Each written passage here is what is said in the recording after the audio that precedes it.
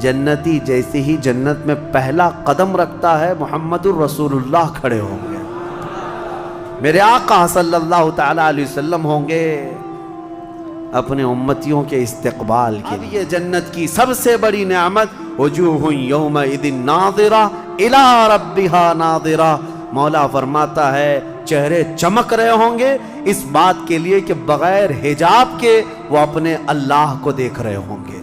اس سے بڑی نعمت جنتی کو کچھ نہیں ہے کہ مولا کریم حجابات ہٹا دے گا، جس کے تم یہاں سجدے کرتے ہو، جس سے تم گڑ گڑا کر مانگتے ہو، وہ مولا جنت میں پردے ہٹا دے گا۔ اب سنیے دوسری آیت ہے وَسِيقَ الَّذِينَ اتَّقَوْا رَبَّهُمْ إِلَى الْجَنَّةِ زُمَرًا، اس میدان قیامت میں کچھ وہ جماعتیں بھی ہیں جو دنیا میں تقوی حاصل کر چکی تھی، فرمان خدا پر چلتی تھیں، ان کی نمازیں ٹھیک تھی، اللہ سے ڈرتے تھے، اپنی راتیں وہ رو رو کر گزارتے تھے، مولا کو پکارتے تھے۔ وہاں قیامت کے دن اللہ اللہ ان کے حال یہ ہیں کہ ان کا استقبال ہو رہا ہوگا، فرشتے ان کو سجا کر کے لا رہے ہوں گے، اور وہ بھی جماعت جماعت کے ساتھ جا رہے ہوں گے جنت کی طرف۔ تو جیسی وہ پہنچیں گے فتحت ابوابہا، قرآن میں ہے 7 دروازے جنت کے ان کے لیے کھول دیے جائیں گے۔ یہ پرہیزگار لوگ ہیں، یہ تقوی والے لوگ ہیں۔ جیسے ہی جنت کے دروازے کھلیں گے وقال لهم خزنتها، وہاں پر بھی دربان ہے ایک، جنت کے دروازوں کا دربان وہ حضرت رضوان ہے علیہ السلام، وہ فرشتہ وہاں پر ہے، جنت کے دربان ہے۔ جیسے ہی یہ جماعتیں قریب پہنچیں گی دروازوں کے، کیا کہے گا دربان جنت؟ وقال لهم خزنتها سلام علیکم طبتم، مبارک ہو، اللہ کی سلامتی ہو تم کو۔ یہ جو ہم سلام کرتے ہیں نا السلام علیکم، یہ جنتی سلام ہے۔ یہ دربان جنت جو داروغہ ہے جنت کے دروازوں کا، وہ سلام کرے گا فرشتہ جو آ رہے ہیں جنت میں، سلام علیکم طبتم، مبارک ہو، خوش آمدید، اللہ کی سلامتی ہو، فادخلوها، آ جاؤ جنت میں داخل ہو جاؤ، خالدین، ہمیشہ کے لیے، اب تم بھی یہاں سے نہیں جاؤ گے۔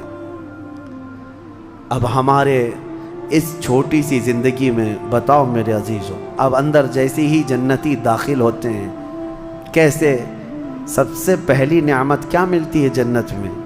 اللہ اکبر، آپ کے لیے اور ہمارے لیے سیب ملے گا، انگور ملے گا، گوشت ملے گا، کھانے کے لیے کیا ملے گا؟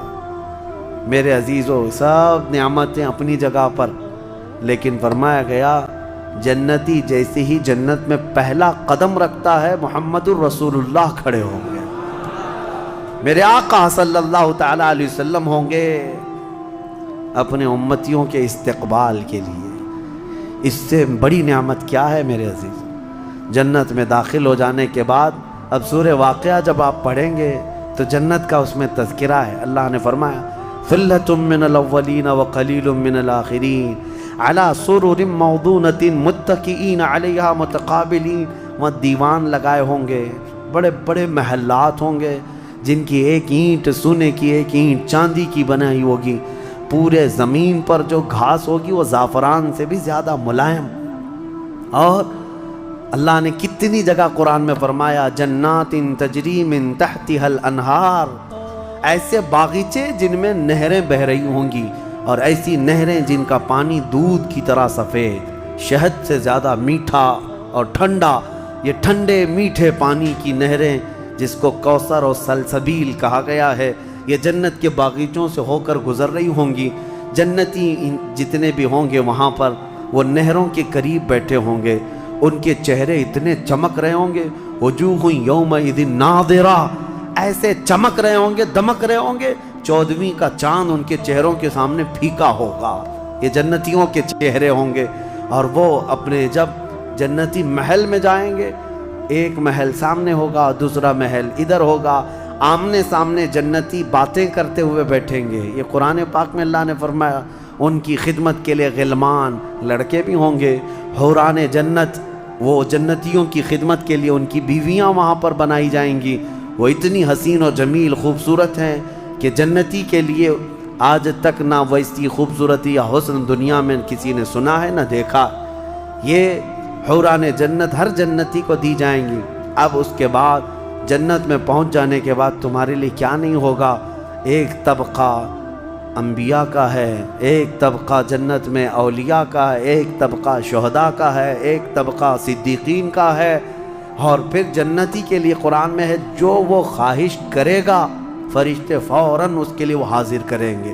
جو چیز کی خواہش کرے گا، جس دن تمہاری وہاں خواہش ہوگی کہ مجھے یہاں غریب نواز کا دربار دیکھنا ہے، جنت میں غوث پاک کہاں ہے وہاں جانا ہے، صحابہ میں خلفائے راشدین کہاں ہیں وہاں جانا ہے، انبیاء اکرام کہاں ہیں، شہداء و صالحین کہاں ہیں وہاں جانا ہے۔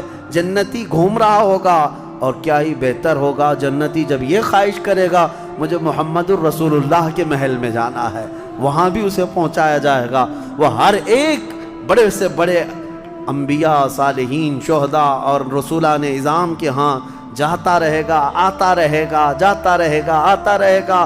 جنت کی نعمتیں اس کی ختم نہیں ہوں گی، یہاں تک کہ اللہ کریم فرمائے گا حوران جنت کو یہ میرے وہ بندے ہیں جو صرف میری حمد سنتے تھے دنیا میں، اے حوران جنت تم اپنی میٹھی آواز میں اب میری حمد ان کو یہاں سناؤ۔ 100 سال تک وہ حوران جنت انہیں حمد سناتی رہیں گی۔ پھر جنتیوں سے اللہ پوچھے گا پیٹ بھر گیا؟ وہ جنتی کہیں گے مولا اور تیری تعریف سننے کا دل کرتا ہے۔ داؤد علیہ السلام جن کی آواز میں بڑی مٹھاس تھی، رب تعالیٰ فرمائے گا اے میرے داؤد خلیفۃ اللہ، آؤ ان جنتیوں کو اپنی سریلی آواز میں میری حمد سناؤ۔ اب وہ 100 سال تک سناتے رہیں گے اور جنتی مدہوش ہوں گے اور سنتے رہیں گے، یہ جنت کے ترانے وہاں پر سنائے جا رہے ہیں۔ اس کے بعد پھر رب تعالیٰ فرمائے گا اب تم سیراب ہو گئے کہ داؤد علیہ السلام کی زبان سے تو چڑیاں بھی سننے کے لیے کھڑی ہو جاتی تھی، پرندے بھی ہوا میں رک جاتے تھے۔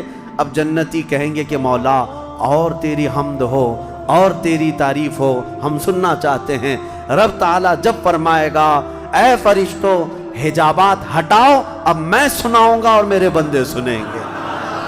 اب یہ جنت کی سب سے بڑی نعمت وجوہ یومئذ ناظرہ الی ربہا ناظرہ، مولا فرماتا ہے چہرے چمک رہے ہوں گے اس بات کے لیے کہ بغیر حجاب کے وہ اپنے اللہ کو دیکھ رہے ہوں گے۔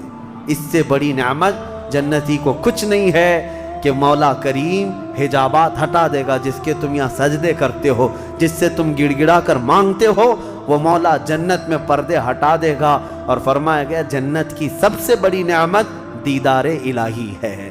اسی لیے رمضان میں بھی میرے آقا نے فرمایا افطار کرنے والے کو دو خوشیاں دی جائیں گی کہ جب بندہ افطار کرتا ہے تو اس کے لیے بھی یہ فرمایا گیا ہے کہ جیسے ہی وہ افطار کرتا ہے، ایک تو اس کے پیٹ ٹھنڈے ہونے کی خوشی ہے، گلا تر ہونے کی خوشی ہے، لیکن دوسری خوشی ہر افطار کرنے والے روزے دار کے لیے کہ رحمان فرمائے گا میں نے تیرا محفوظ کر لیا ہے جنت میں، اب تجھے میں اپنا دیدار کراؤں گا۔ روزے داروں کو اللہ کا دیدار ہوگا تو یہ جنتی جنت میں پہنچ جائیں گے، دوزخی دوزخ میں پہنچ جائیں گے۔ میں نے یہ جو 2 آیتیں آئی تھی اس کی تفسیر آپ کے سامنے رکھ دی، فیصلہ تمہارے پاس ہے زندگی کیسی گزارو گے۔ لیکن میرے آقا نے فرمایا جنت کا جو راستہ ہے نا وہ کیسا ہے؟ کانٹوں سے بھرا ہوا ہے۔ یہاں دنیا میں جہنم کا راستہ پھولوں سے سجا ہوا ہے، بہت ٹھنڈا ہے، بہت آرام دہ ہے۔ دوزخ کا راستہ، میں الٹا تو نہیں بول رہا، سیدھا ہی بول رہا ہوں، جہنم کا راستہ پھولوں سے سجا ہوا ہے اور جنت کا راستہ کانٹوں سے بھرا ہوا ہے۔